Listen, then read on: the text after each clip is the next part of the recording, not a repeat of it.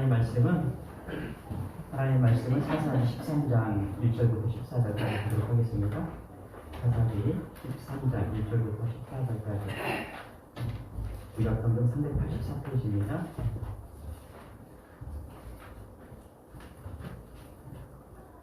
같이 한 목소리로 우리 교도하도록 하겠습니다.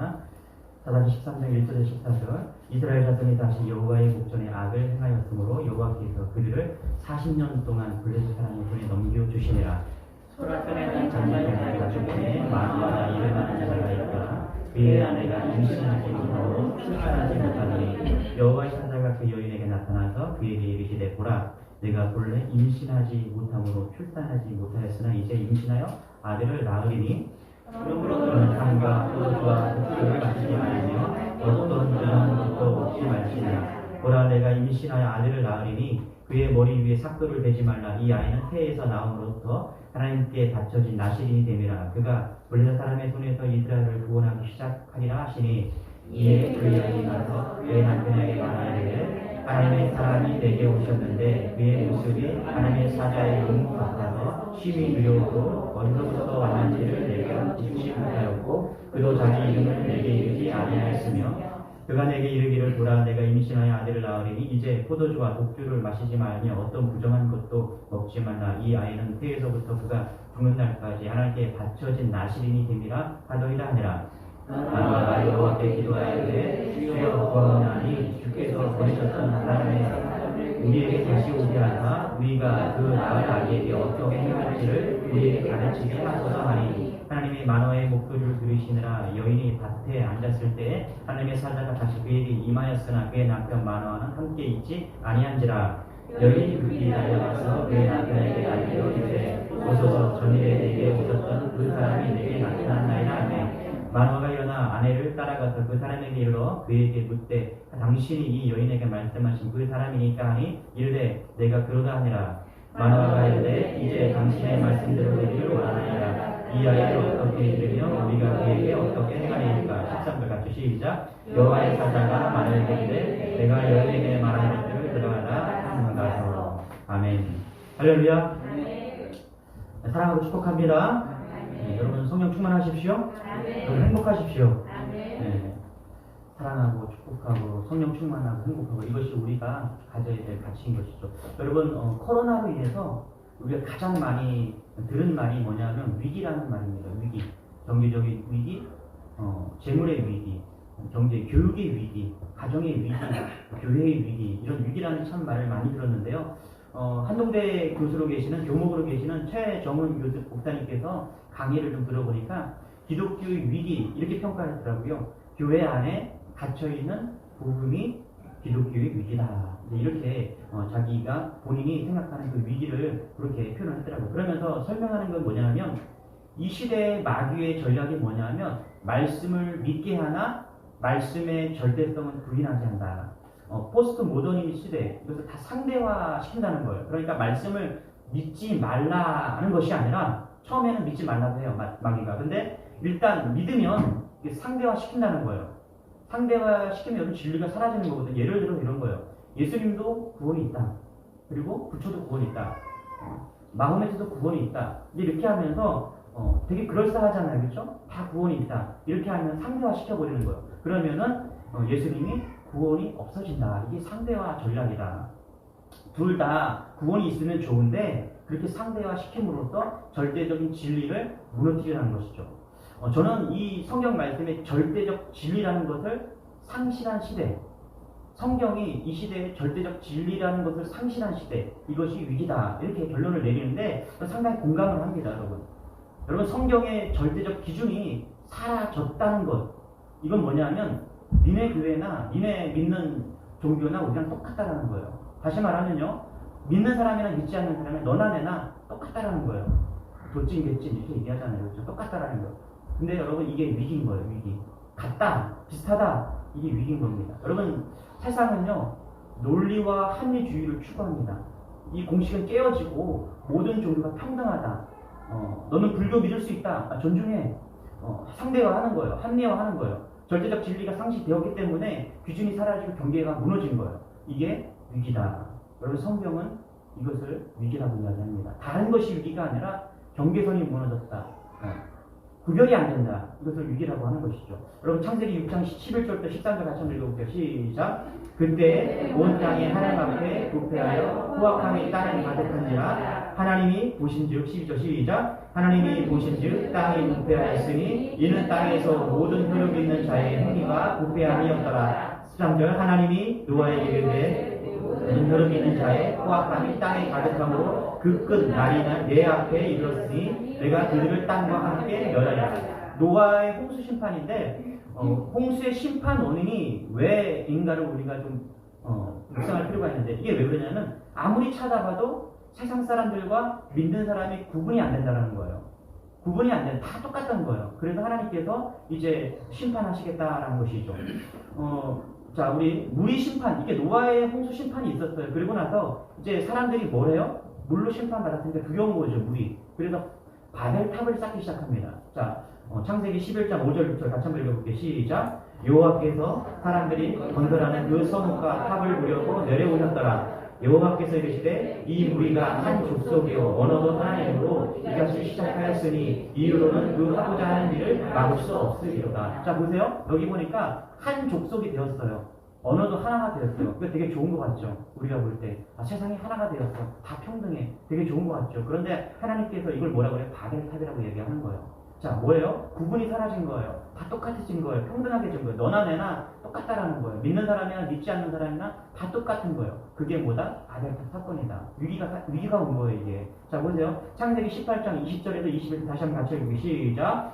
여호와께서 또 이르시되 소돔과 고모라에 대한 그 지진이 크고 그 죄악이 심히 무거우니 내가 이제 내려가서 그 모든 행한 것이 과연 내게 들린 부르짖음과 같은지 그렇지 않은지 내가 보고 알려하노라. 자, 소돔과 고모라죠, 그렇죠? 거기 뭐라고 해요? 소돔과 고모라에 왜 심판이 찾아왔냐? 하나님께서 의인을 찾으세요. 그런데 의인이 없는 거예요. 뭐예요? 다른 말로 하면 구별된 성도가 없는 겁니다. 하나님의 심판에 대한 공통점이 있어요. 그건 뭐냐면 믿는 자나 믿지 않는 자나 구분이 다 사라지는 거예요. 똑같아지는 거예요. 도찐개찐 되는 거예요. 너나 나나 믿는 사람이나 믿지 않는 사람 구별이 안 되는 거예요. 경제적 위기가 문제가 아니에요, 여러분. 교육의 문제가 위기가 아니라 뭐라고요? 성경은 같아졌을 때 믿는 사람과 믿지 않는 사람이 똑같아졌을 때 그게 위기다라고 이야기를 합니다. 저는 지난주에 이제 미국에 있는 친구랑 통화를 하면서 이 친구 목사가 그런 하소연을 하더라고요. 동성애법이 통과된 지가 오래됐잖아요, 미국이. 그래서 동성애를 얘기를 하면은 이제 벌금을 문대요. 근데 한 번 벌금, 여러분 미국은 벌금이 세요. 우리는 티켓 하나 운전하다가 티켓을 하나 끊으면은 뭐 3만 원, 5만 원, 6만 원 이렇게 되잖아요. 근데 미국은 몇십만 원이에요. 50만 원, 70만 원 막 이 정도 돼요. 그러니까 엄청 비싼 거예요. 근데 벌금을 물다가 그래도 두 번째 걸리면은 이제 구속이 된다는 거죠.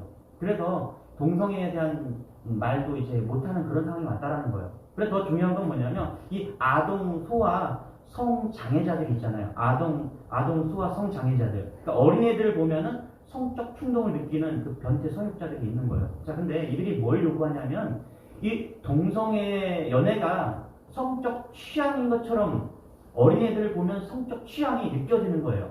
그래서 이게 우리의 성적 취향이다. 이걸 가지고 법을 만들어 달라고 이걸 요구하고 있다는 거예요. 기가 막힌 이야기잖아요, 우리 그때 볼 때. 근데 무슨 근거로 이거를 금지할 수 있냐? 없다라는 거예요. 금지할 수 있는 방법이 없다라는 거예요. 자, 미국 유타주에서 대법원에서 코디 브라운이라는 사람이 법원에 제기를 했어요. 무슨 제기를 했냐면 요지가 남자끼리 사랑하고 결혼하는 것이 개인 취향인 것처럼, 동성애를 말하는 거죠. 개인 취향인 것처럼 나는 한 여자로 만족이 안 된다. 나는 여러 여자들을 동시에 사랑하는 취향을 가졌다. 이것을 받아줘야 된다라고 일부 다처제에 대한 법을 이제 제기를 한 거예요. 그런데 놀라운 건 뭐냐면 작년에 2020년 2월 18일 날 이 미 유타주 상원이 성인들 간 동의하에 일부 다처제 중원 처벌을 제외한다. 이렇게 판결을 내렸어요. 이게 무슨 얘기냐면 일부 다처제 해도 된다라고 판결을 내리는 겁니다. 이게 미국에서 지금 일어나고 있는 일이에요. 이게 우리랑 상관없는 일이 아니에요, 여러분. 여러분 교통법도 미국을 따라가고 있어요, 우리는요. 그렇게 왔어요. 여러분 핸들이 왜 왼쪽에 있는 줄 아세요? 일본 가면 오른쪽에 있잖아요. 유럽에 가면 오른쪽에 있잖아요. 왜 핸들이 왼쪽에 있어요? 간단한 게 뭔지 알아요? 미국 걸 따라가서 그래요. 미국 왼쪽에 있거든요. 근데 유럽은 유럽은, 일본은 다 오른쪽에 있어요. 그러니까 갈라지는 거예요. 우리는 이 기독교가 그대로 가지고 왔어요. 우리보다 앞서가고 있어요. 근데 미국이 이렇게 되잖아요. 한국은 그대로 갑니다. 예. 왜 이렇게 되었나? 이유는 간단해요. 기준이 사라졌기 때문에 그래요. 하나님이 우리가 살아갈 때 인간이 살아갈 수 있는 기준을 주셨는데 그 기준들이 다 무너지는 거예요. 경계선이 사라진 거예요. 그래서 위기가 찾아온 거예요. 지난주에 이제 저희 동기들이 책 모임을 하는 게 이제 인터넷에 이제 자기 카톡방에 이렇게 자기가 책들을 매주 하나씩 추천을 해요. 그럼 그거 가지고서 이제 그 중에서 하나를 선택해서 읽고 이제 이렇게 하는 그런 책 추천이 있는데 또 뭐 이렇게 장로님께서 이렇게 책을 하나 또 그래서 마침 제가 눈먼 기독교란 박태환 목사님이 쓴 눈먼 기독교란 이 책을 이제 추천을 하게 되었어요. 그러다 보니까 다시 한번 이 책을 꺼내서 읽게 되었는데 잠깐 봤는데 그때 제가 예전에 한번 소개했던 내용인데 그 에피소드가 생각이 난 거예요. 뭐냐면 이 목사님 박태환 목사님이 수단이라는 그 사막에 갔는데 이 수단이라는 나라가 참 덥잖아요. 45도를 막 오르내리는 이런 나라입니다. 그래서 너무 더워서 이제 콜라를 하나 마시기 위해서 콜라를 하나 들었다는 겁니다. 그런데 보니까 이 콜라병은 콜라병인데 뚜껑은 세븐업이고 내용은 노란색이었다는 거예요. 여러분 뭐 콜라는 검정색이 맞잖아요, 그죠? 그런데 하도 이하에서 그 가게 주인한테 물었다는 것이죠. 그랬더니 이 사람이 이렇게 얘기하더래요. 자기 나라는 가난하기 때문에 모든 것들을 재활용하기 때문이라는 거예요. 근데 재활용하지만 내용물은 걱정하지 않아도 된다고 얘기를 하더래요. 그러니까 콜라를 사서 마셨는데 이게 콜라가 아니라 환타였다는 거예요. 노란색 환타가 들었다는 겁니다. 그래서 주인에게 아니 왜 콜라 안에 환타가 들어있느냐 이렇게 항의를 했더니 글쎄 이 주인이 하는 말이 기가 차는 거예요. 자기네 나라에서는 안에든 내용물과는 상관없이 병 모양이 콜라병이고 그게 콜라라는 거예요. 집으로 돌아와서 이 목사님이 콜라 에피소드를 통해서 기독교를 투영하기 시작한 거예요. 이런 글을 그 책에 이렇게 남겼어요. 요즘 기독교의 모습을 살펴보면 이와 유사하다. 본모양은 기독교이지만 신뢰 내용물은 인본주의 예배와 인본주의 가르침이 점점 늘어나고 있으며 이런 모양새는 현대 교회의 위기를 점점 더 증폭시키고 있다. 오늘날의 인본주의 지도자들이 가르치는 눈먼 사상들을 분별 없이 따라가는 교회를 향해서 눈먼 사람을 인도하는 둘 다 구덩이에 빠지고 마는 그런 형국이다. 겉모습이 콜라병인데 내용은 환타, 세븐업인 기독교. 여러분 우리가 왜 이런 평가를 받고 우리가 왜 이렇게 참담한 상황이 되었나?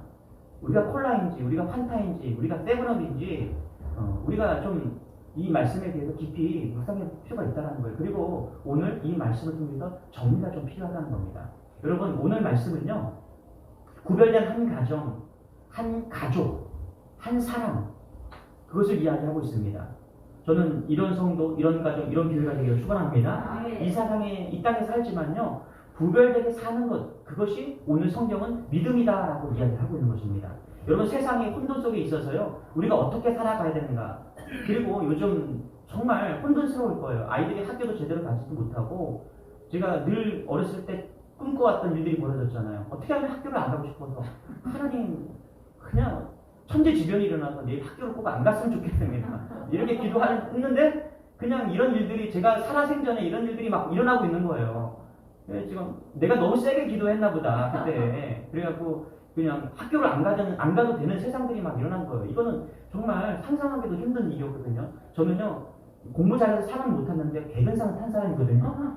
그만큼 학교를 그냥 꾸준히 가는 게 그냥 학교를 도와주는 일이다 이렇게 생각하고 학교 갔던 사람이에요. 그래서 맞으면서 학교를 갔어요. 제가 어머니한테 그때 맞아갖고 어머니 저를 왜 그렇게 때리셨나요? 지금 학교를 이렇게 안 가도 되는데 그냥 빗자루로 맞고 학교 가기 싫어서. 그런데 그런 일들이 지금 막 일어나고 있어요. 제일 혼란스러운 게 뭐냐면 이럴 때 우리가 자녀들을 어떻게 키워야 되는가 이런 거 아니겠습니까 여러분? 그런데 너무나 심플한 해답이에요. 오늘 말씀은 저도 이 한 주 동안 하나님 우리 자녀들을 어떻게 키워야 될까요? 또 우리는 어떻게 기준을 잡아서 해나가야 될까요? 그런 고민을 하고 있는데 하나님 이 말씀 주신 거예요. 있잖아? 이렇게 이쪽으로 와, 중간으로. 이 아이 컨택을 안 하면 이렇게 일의 시간에 아이 컨택을 안 하면요 자요. 아무리 똑똑하고 해도 그렇기 때문에 아이 컨택을 할 필요가 있는 거죠. 이스라엘 백성들이요 하나님의 목전에서 악을 행하니까 하나님께 40년 동안 블레셋 사람에게 이렇게 통치를 받게 합니다. 그런데 그때 오늘 말씀해 보니까 단지파, 거기에 마누아라는 한 가정이 소개됩니다. 이 마누아의 아내는 아이를 갖지 못하는 그런 여인이었어요. 그런데 하나님께서 이제 사자를 보내서 마누아에게, 이제 마누아 아내에게 아이를 갖게 하는 것이죠. 그랬더니 이 남편 마누아가 하나님께 이렇게 기도를 합니다. 어떻게요? 하나님, 우리가 낳을 아이를 어떻게 키워야 하는지를 알려주시길 바랍니다. 할렐루야. 이런 누님이 여러분에게 소망합니다. 할렐루야. 내 자녀를 어떻게 키워야 됩니까? 하나님. 거기서부터 시작되는 거예요. 사람에게 묻는 것이 아니에요. 하나님께 묻는 겁니다. 할렐루야.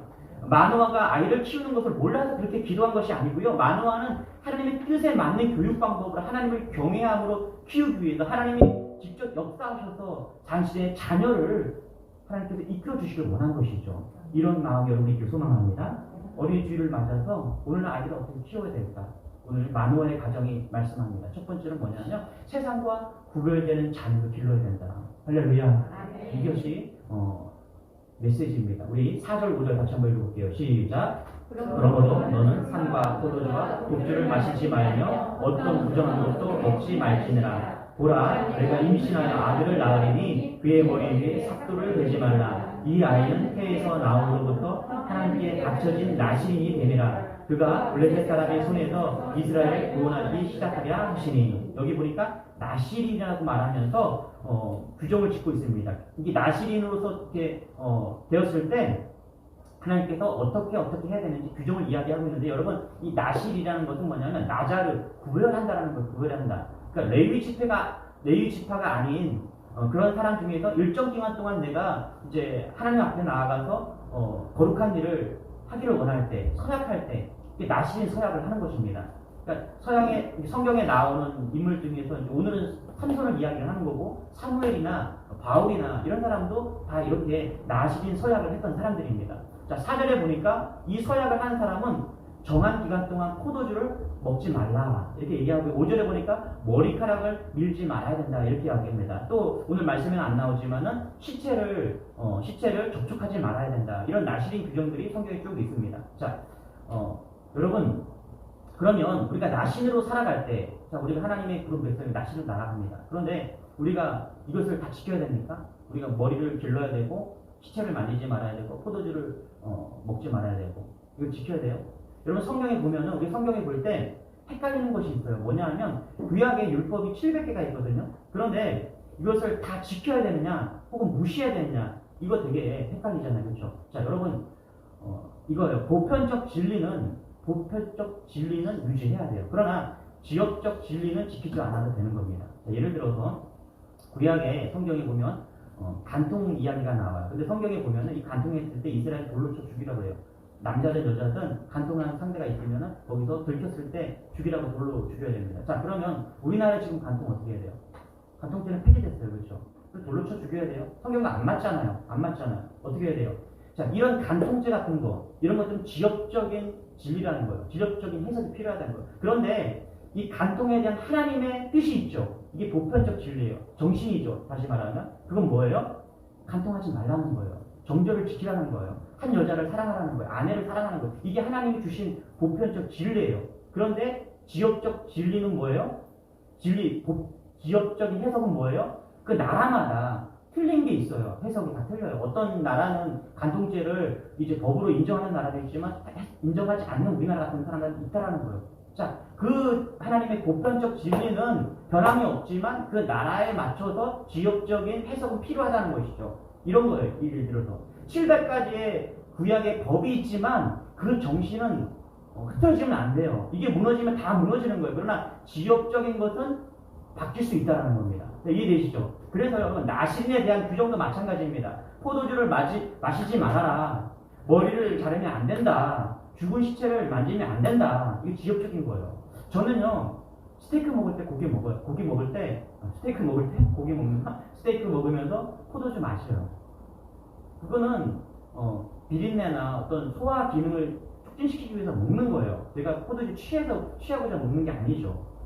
그런데 자, 나신에 대한 하나님의 이 지역적인 그 진리가 뭐예요? 포도주 마시지 말고 머리 자르지 말고 죽은 시체를 만지지 마, 이런 거잖아요. 자, 그러면 우리가 이렇게 그걸 지켜야 됩니까? 우리가 지켜야 될 것은 뭐냐면 보편적 진리가 뭐냐는 거예요. 나시린을 통해 하나님이 원하시는 게 뭐냐 하면 한 가지예요. 세상과 구별되는 겁니다. 할렐루야. 나시린 규정을 보면서 이것을 우리가 다 맞출 수는 없어요. 그런데 거기에 하나님의 보편적 진리, 그게 뭐냐 하면 세상과 구별되는 사람, 그게 나시린이다. 그것을 이야기하고 있는 거예요. 그래서 우리가 오늘 나신으로, 여기서 믿음의 백성으로 나신으로 살아가기 위해서는 우리가 스스로 정해야 되는 거예요. 저는 목사로서 내가 가정에서, 교회에서 사람들을 만나면서 지켜야 될 스스로의 그런 규정들이 있어요. 아, 이건 하지 말아야지. 내가 이런 거예요. 우리 집 아래층이 상당히 민감해요. 아이들이 조금만 뛰어도 막 난리예요. 막 벽을 치고 욕을 하고 막 그래요. 근데 어떨 때는 가서 싸우고 싶어요. 근데 제 규정 중에 하나가 뭐냐면 싸우지 말자. 이거예요. 제가 목사이기 때문에 싸우지 말라. 싸우면 난 진다. 이거예요. 어떨 때는 막 진짜 아이들이 막 깜짝깜짝 놀래잖아요. 그러면 가서 한마디 해주고 싶고 가서 따지고 싶어요. 우리 형님이 전화하라고 내가 와서 알아서 해주겠다. 연락도 하고 싶어요. 그런데 하지 말라. 하나님, 내 규정이에요. 제 스스로가 지금 규정이라는 거예요. 여러분이 인생을 살아가면서 믿음의 백성으로서 여러분의 삶 속에 맞는 규정들이 다 있는 거예요. 이게 지역적인 규정이라는 거예요. 이거를 세우셔야 돼요. 이것이 무너지면 안 돼요. 돈이 있어요. 물질이 있어요. 저 목사의 물질에 대한 규정이 서 있는 거예요. 여러분이 저에게 아무리 많은 100억을 갖다 줘도 저 안 흔들려요. 왜요? 저는 기준이 있기 때문에 그래요. 내가 필요한 돈이 얼마나 딱 알아. 하나님 그것만 주세요. 넘치는 거 다 흘려보내겠습니다. 이런 규정이 있는 거예요. 이해되시죠? 저는 우리 아이들에 대한 교육에 대한 규정이 세워놨어요. 지역적인 거예요. 보편적 진리는 딱, 이건 흔들리지 않아요. 그러나 우리 아이들에게 맞게 내가 우리 아이들을 어떻게 양육할 것인가, 이것도 딱 정해놨어요. 첫 번째가 하나님을 섬기는 거예요. 할렐루야. 세상에 구별된 공부 못해도 돼요. 공부 못해 꼴찌해도 상관없어요. 그런데 하나님을 섬기는 일은 뒤지면 안 되는, 할렐루야. 이게 제가 세운 거예요. 여러분, 교회가 정광훈 목사님처럼 밖에 나가서 막 데모를 해, 정부를 향해서 막 비판할 수 있어요. 자, 교회가 세습을 할 수 있어요. 교회 내부에서 100% 혹은 90% 이상 찬성을 해서 세습을 합니다. 그러면 뭐가 문제예요, 여러분? 뭐가 문제예요? 교회 목사님이 교회가 커서 1년 사례비가 1억이 넘어요. 자, 그럴 수 있어요.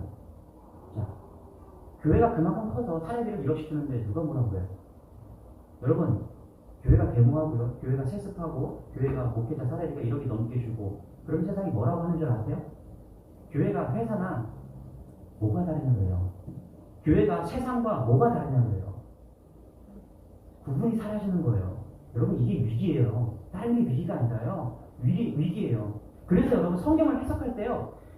교회마다 뜻이 다 있어요. 그런데 왜 우리가 이것이 문제가 됐냐 하면 보편적 진리보다 이 지역적 해석이 상위하면 안 되는 거예요. 이해되세요?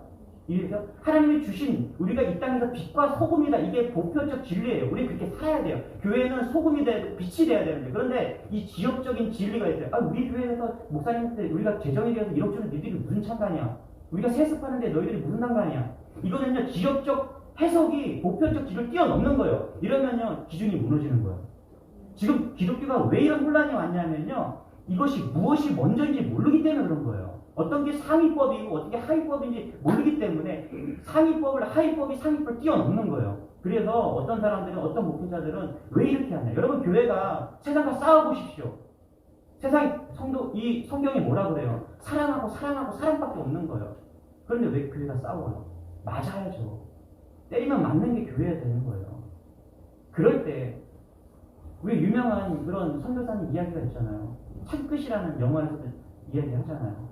그 원주민 전도하러 갔다가 그냥 총을 가지고 있었잖아요. 그 선교사들이 총을 가지고 있는데 비행기 타고 내렸어요. 내리자마자 그 선교사님들한테 그냥 아프리카 원주민들이 창을 던지고 막 와서 다 죽여버리잖아요. 그런데 손에 총이 있었어요. 쏴버리면 되거든요. 다 해줄 수 있어요. 총을. 다 선교사들이 총을 하나씩 다 가지고 있었어요. 그런데 총을 쏘지 못하잖아요.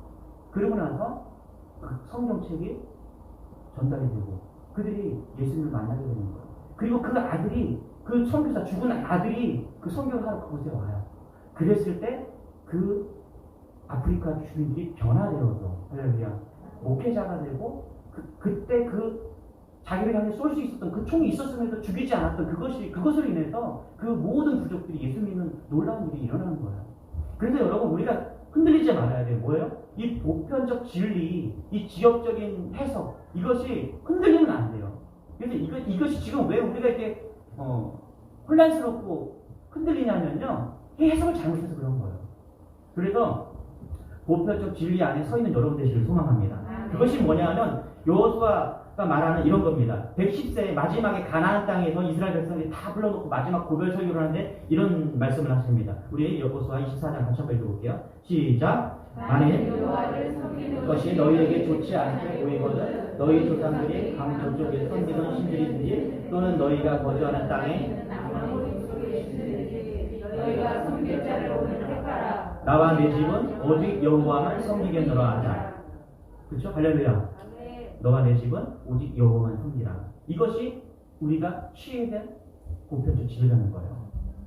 여러분 우리가 이 땅에서 세상과 구별되는 것 그러기 위해서 첫 번째로 해야 될 것은 뭐냐면 오직 여호와만 섬겨야 된다. 이 확신 여부에 이렇게 소망합니다. 자녀를 어떻게 키워야 되느냐? 되게 간단해요. 되게 심플해요. 딱 하나예요. 여호와 하나님을 잘 섬기는 아이로 만들면 되는 거예요. 할렐루야. 다른 거 필요 없어요. 여러분 무엇을 먹고 무엇을 할까? 여러분 그건 다 후차적인 거. 제일 먼저 내가 이 아이를 하나님을 가장 사랑하는 아이로 만들겠다. 지금부터 세뇌하고 있어요. 진짜요. 나보다 너를 더 사랑하는 사람이 있다. 아들아. 하나님이시다. 주님이시다. 엄마보다 너 엄마 사랑하지. 근데 엄마보다 너를 더 사랑하는 사람이 있어. 그게 누구냐면 예수 그리스도야. 그분이 십자가를 위해서 너를 살리신 거야. 이거를 교육하고 있는 거야. 여러분 그게 진리고요. 그게 기준이에요. 이게 흔들리면요. 인생은 흔들리는 거예요. 다 흔들리는 거예요. 어디로 왔다 어디로 가는지. 많은 철학자들이 얘기하잖아요. 톨스토이가. 우리는 어디로 가야 될까? 누구를 만나야 될까? 어떻게 죽어야 될까? 이 문제가요. 예수 그리스도를 만나면 다 끝나는 문제 아닙니까? 그러면요. 진리가 딱 트는 거예요. 기준이 딱 잡히는 거예요. 그리고 흔들리지 않는 거예요. 우리 중고등부 아이들이 이런 은혜가 있었으면 좋겠어요. 지 아이들이요. 지금 정말 많이 흔들리거든요. 뭐가 기준인지 몰라요. 합리화적이고 논리적이에요. 말싸움을 하잖아. 이길 수가 없어요. 아이들이. 얼마나 논리적인지 몰라요. 더 많이 해요. 우리보다. 저 정보가 더 많기 때문에 지네들한테. 그런데 저 아이들이 흔들리지 않고 설 수 있는 길은 뭐냐면 예수 그리스도가 진리다. 믿음으로 서는 거예요. 할렐루야. 이것만 되면요. 여러분 괜찮아요. 제가 경험해본 바에 의하면 예배에 잘 드리는 아이, 예배에서 승리하는 아이, 말씀 붙잡고 있는 아이, 이 아이는요 반드시 하나님의 뜻입니다. 할렐루야. 네. 이것을 믿고 나가는 여러분 되시길 바랍니다. 그러면 어떻게 우리가 이 혼돈 속에서 기준이 필요한가? 어떤 기준을 따라가야 되는가? 우리 8절 같이 한번 읽고 시작. 마노아가 여호와께 기도하여 주여 구하옵나니 주께서 보내셨던 하나님의 사람을 우리에게 다시 오게 하사 우리가 그 낳을 아이에게 어떻게 행할지를 우리에게 가르치게 하소서. 아멘. 여기 보니까 구별되게 살아야 된다. 그럼 두 번째 뭐냐면 이거 말씀을 따라갈 때 구별된다는 겁니다. 할렐루야. 다른 거 없어요. 너무 심플하잖아요, 여러분. 여러분 뭐가 필요하겠어요? 저한테 한번 성경을 가지고 와서 저한테 알려주세요. 제가 일주일 동안 기도하고 묵상 가운데 구별된 대로 살아야 돼요. 그럼 구별되기 위해서 어떻게 되는가? 말씀을 따라가는 인생이 하나님께서 축복하신다. 할렐루야. 여러분 말씀을 따라갈 때 우리가 어떤 생각하는지 알아요? 아이들은요, 지금 주일이면 공부하는 아이들은요, 대치동에 있는 아이들, 분당에 있는, 제가 예전에 과외했을 때, 이 국전에서 과외했을 때, 걔네들은요, 정말 공부 열심히 합니다. 이 초등학교 4학년짜리 뭐 이런 애들이요, 영어 하루 단어 60개씩 외워요. 여러분 어떻게 따라갈 거예요, 걔네들? 여기 이 숙지, 여기 화서동은 공부랑 그렇게 차이가 없는 것 같은데, 이 죽전, 대치동, 이런 쪽 분당 가잖아요. 그러면은 아이들이 2, 3일에 학원을 3번 가잖아요. 그러면은 2, 3일에 한 번씩 단어를 60개씩 외워요. 초등학교 4학년짜리 아이, 이제 엄마가, 제가 과외했던 아이가 초등학교 4학년인데, 영어를 저랑 하잖아요. 그러면 발음도 좋고요. 엄마가 외대 나왔어요. 발음이 너무 좋아요. 같이 얘기해요. 근데 엄마가 애를 안 가르쳐요. 엄마가 진짜 가르치라고 해도 안 가르친대요. 싸운다고. 근데 애들이 얼마나, 연극을 하러 갔는데, 4학년, 5학년짜리 아이들이 발음을 얼마나 잘하는지, 정말 잘하더라고요. 그런 애들 어떻게 이겨요?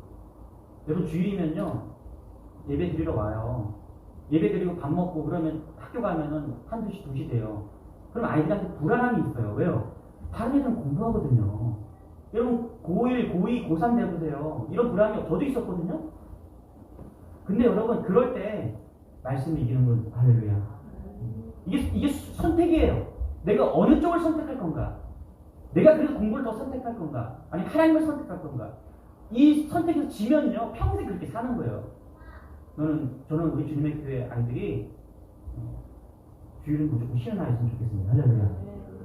오직 여호와 함께 그렇게 말씀을 쫓아가는 그런 아이들이 소망합니다. 할렐루야.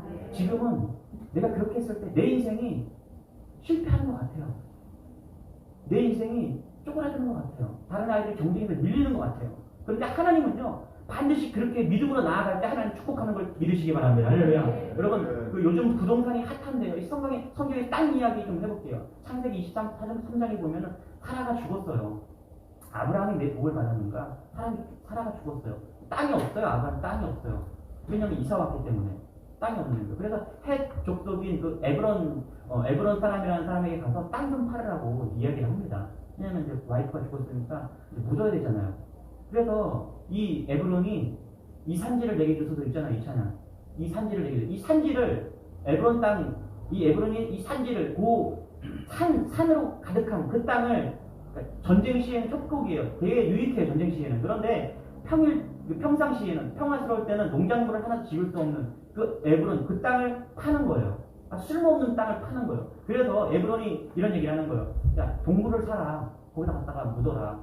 그런데 동굴만 사지 말고 그 옆에 있는 땅도 같이 사라. 이렇게 이제 아브라함을 꼬드기는 거죠. 그래서 당시 가격으로 주석가들이 20세겔이면 살 수 있는 돈을 400세겔에 아브라함이 비싸게 사는 거죠.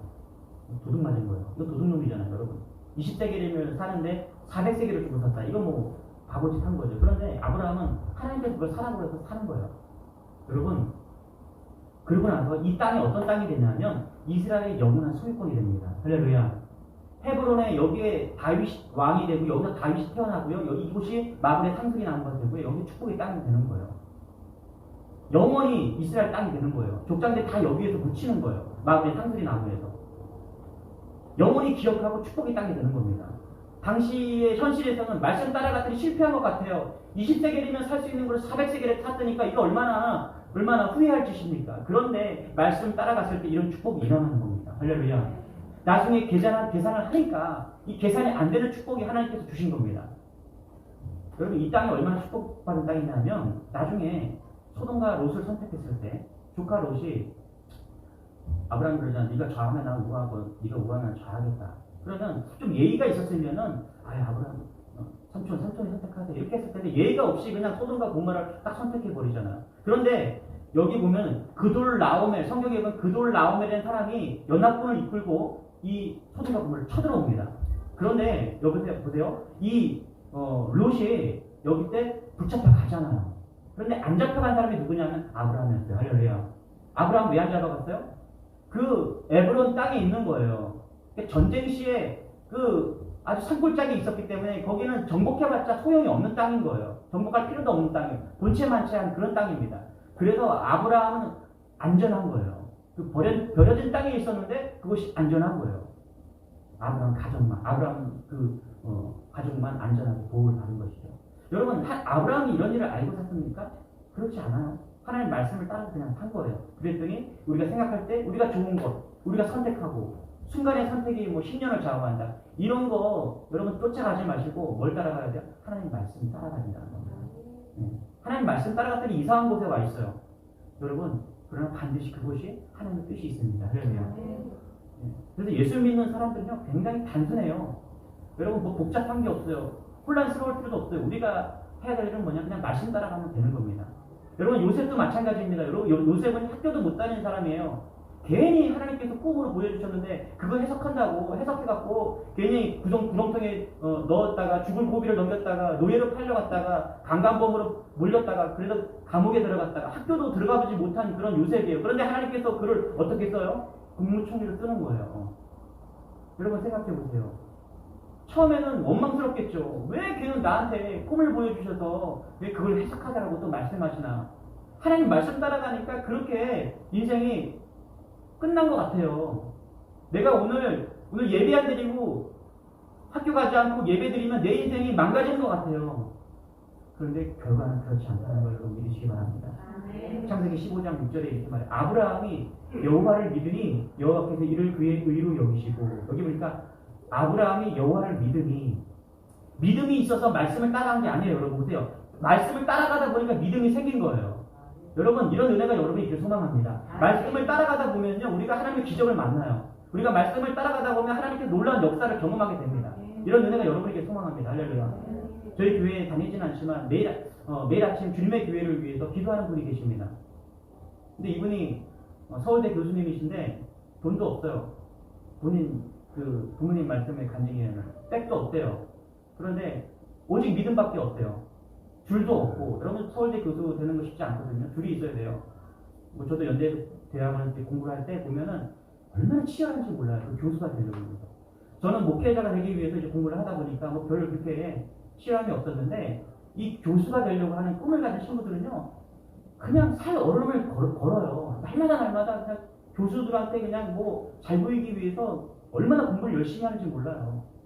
그러다 보니까 참 교수 되는 거 쉽지 않구나. 그런데 서울대 교수가 된 거예요. 그런데 이 간증을 들었는데 백도 없고 줄도 없고 돈도 없고 아무것도 없대요. 근데 하나님이, 여러분 제가 경기권에 다니던 그 분이 독일 가서 음악을 하고 오셨어요.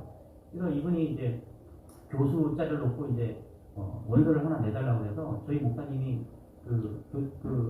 한 세대 쪽에 이제 그 총장이랑 되게 친하세요. 그래서 제가 서류를 넣어주고 이제 만나고 왔어요. 만나고 왔는데 그분이 뭐라 그러냐면은, 목사님 요즘 교수 되려면요 여기 이력서 보세요. 기본이 스카이예요. 이건 기본이라는 거예요. 외국에서 그냥 그 학교 이름을 딱 들으면 알만한 그런 이력서들이 얼마나 많은지 한번 보세요. 이야기를 하는 거예요. 깜짝 놀랐어요. 야, 진짜 음대 교수 하나가 이렇게 놀랄 만하구나. 그래서 더 놀라는 것은 뭐냐면 시창금이 있다는 거예요. 12억이에요. 여러분 놀라시죠? 제가 진짜 들은 얘기예요. 아니, 공부도 잘해야 되고 돈도 많아야 되고 12억이 어디 있어요, 여러분? 1200도 없는데. 어떻게 그 교수 돼요? 여러분, 그냥 일반 학교, 대학 교수 자리가 그렇다라는 거예요. 그래서 서울대 교수가 되잖아요. 이거는요, 하나님이 하지 않으면 안 되는 거예요. 제가 볼 때 어디 MIT나 하버드를 나온 게 아니에요, 이분이. 그냥 고대 나오시고, 외국에 공부하시고 오신 그런 분이세요. 근데 하나님 그쪽에 딱 갖다 놓으신 거예요. 할렐루야. 뭐 이거 다 간증하기 되게 힘들지만, 어쨌거나 하나님 그렇게 갖다 놓으신 거예요. 그런데 이분이 이제 그 아내가, 할렐루야, 그 아내가 고대 연구 교수가 됐어요. 축복할 일이, 할렐루야. 근데 왜 축복을 했냐면, 이분이 이런 문자를 보냈어요. 제가 축하해 주니까 이런 문자를. 목사님, 모든 성도님들과 목회자가 한 마음으로 하나의 하나님을 섬기는 교회가 되기를 기도하겠습니다. 아니, 서울대 교수가 우리 교회를 위해서 뭘로 기도해요? 생각해보세요, 여러분. 왜 기도합니까, 여러분? 기도할 이유가 없잖아요. 그런데 하나님이 그의 마음을 움직이시는 거예요. 할렐루야. 이 하나님이 역사하는 거예요. 관계를 만드시고 기도한다고. 한 번도 아니고 매일매일 기도할 때마다 우리 주님의 교회를 기도한대요. 여러분 보세요. 저는 정말 마음껏 축복하고 싶은 거예요. 왜요? 하나님이 이 교수인데, 둘 다 부부가 교수인데 하나님을 너무너무 사랑하는 거예요. 그러니까 목회자는 이런 분을 볼 때 정말 축복하고 싶은 거거든요. 하나님이 빠지면 아무것도 아닌 거예요. 축복할 일도 없는 거예요. 그런데 하나님을 위해서 하나님의 영광을 그렇게 기도하고 있는 거예요. 성경은요, 내가 기준이 되어서 나로 하나 되면 이걸 타락이라고 이야기합니다, 여러분. 내게 주신 축복, 내게 주신 행복, 내게 주신 물질, 이거 다 내 거야. 이러면 타락이에요. 이름이 타락이에요. 그런데 하나님이 내게 축복을 주셨어요. 물질의 축복을 주고, 관계의 축복을 주고요, 위치의 축복을 주셨어요. 그런데 이거 다 하나님 겁니다. 라면 이것이 축복입니다. 할렐루야. 그런데 이걸 아셔야 돼요. 이분이 정말 축복받은 사람이다. 이 교수가 왜 주님의 교회를 위해서 기도합니까? 하나님이 그렇게 만드신 거예요. 하나님이 빠지면 아무것도 아닌데 하나님이 개입되기 때문에 하나님은 이 인생을 축복하시고 이 인생을 통해서 저는 서울대를 놀랍게 변화시킨다고 저는 믿습니다.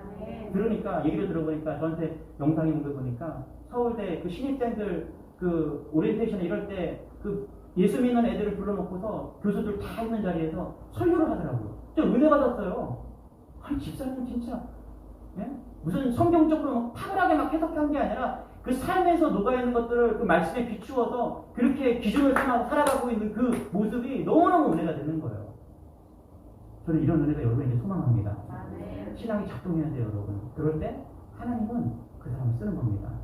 여러분 부탁드려요. 우리가 하나님의 자녀인데 공부 열심히 해서 세상을 변화시킬까? 안 돼요. 우리의 길로 가야 되는 거예요. 하나님이 쓰시는 거예요. 그럴 때 하나님이 우리를 잡으시면 그렇게 쓰임 받는 겁니다. 할렐루야. 예배에 가슴이 떨린다? 복이에요. 성경이 재미있다? 진짜 복입니다. 저 드라마 되게 좋아하거든요. 그런데 그 드라마보다 성경이 더 좋아요. 성경 보는 게 더 좋아요. 이렇게 아이들 길러야 돼요. 이런 은혜가 여러분이 소망합니다. 말씀의 결론을 좀 맺겠습니다. 여러분, 가정, 종교, 교육, 경제놀이 이게요 하나로 다 흘러갑니다. 마틴 루터가 로마 카톨릭 교회 부패에 반기를 들면서 독일의 종교 개혁을 일으켰어요. 종교 개혁 이렇게 얘기합니다. 그런데 이 종교 개혁에 대해서 사회학자들이 지금 뭐라고 평가하냐면은 그냥 개혁이라고 이야기합니다.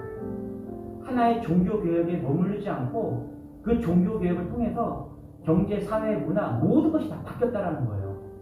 이게 사회학자들이 평가하는 거예요. 여러분 이게 교회의 모습이 되어야 되는 거예요. 저는 우리 주님의 교회 모든 성도들이 이런 개혁이 일어나길 소망합니다. 네. 이 종교 개혁은요 이 사회를 변화시킬 거예요. 저는 아직 소망이 있다고 보는 사람이에요. 왜요? 여기 의인들이 있거든요. 믿음으로 살려고 하는 사람들이 있거든요. 오직 말씀만 따라가려고 하는 그런 사람들이 있거든요. 저는 오늘 여러분들이 이 나시린의 결단과 서원을 좀 했으면 좋겠어요. 누가 보는 게 아니라 하나님 앞에서 오늘 민찬이나 우리 민채가 이런 서원이 되었으면 좋겠어요. 하나님, 세상은요, 세상 아이들은 그렇게 살아가지만 나는 믿는 자로서 저는 그렇게 살아갈 겁니다. 그럴 때 하나님은 반드시 그 인생을 책임져 주십니다. 할렐루야. 반드시 그 인생을 보호하시고 축복하는 거예요. 저는 이런 것을 누리는 여러분들이 되었으면 좋겠어요. 그래서 간증하고 간증하는 그런 은혜가 있기를 소망합니다. 제가 우리 교회가 코로나가 끝나고 조금 더 교회가 성장하면 제가 이 서울대 교수님 꼭 모시고 와서 간증 한번 하게 할 거예요. 이번에 부탁하려다가 이 코로나 뭐 이런 것 때문에 좀 그런 게 아닌 것 같아서 좀 망설였는데 세상에 이렇게 하나님의 뜻대로 축복 가운데 사는 사람이 너무나 많다는 것을 잊지 마시고 그런 사람들의 그 모습 속에 남아있는 건 뭐냐면 나시린에 대한 결단과 소원 이런 것이 있다는 사실을 잊지 마시기 바랍니다. 우리 자녀들이 먼저 그렇게 해야 되는 것이 아니라 여러분이 먼저 그렇게 해야 돼요.